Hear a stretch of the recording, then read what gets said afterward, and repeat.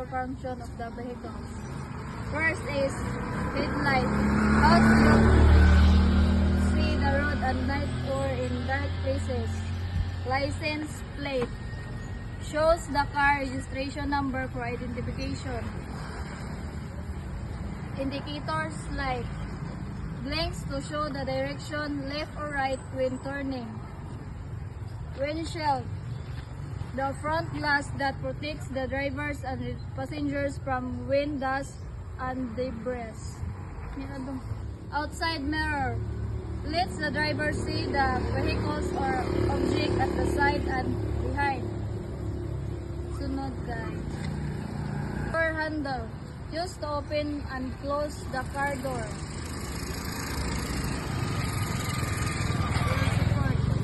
Support. Helps the car move and support the vehicle's weight.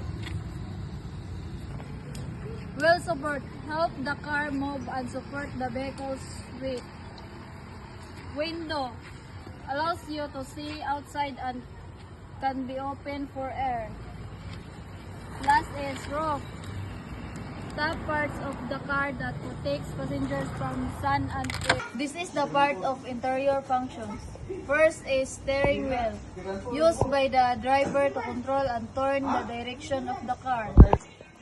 Speedometer display, shows how fast the car is moving.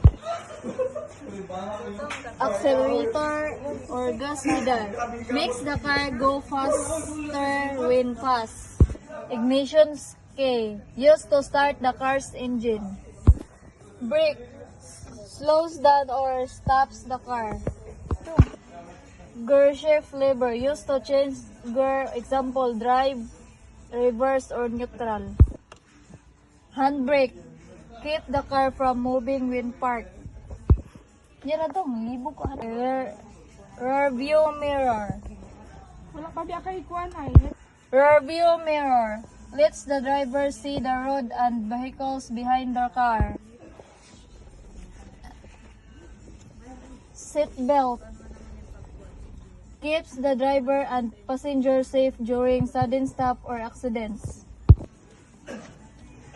Horn, used to alert or warn others, drivers or people in the road.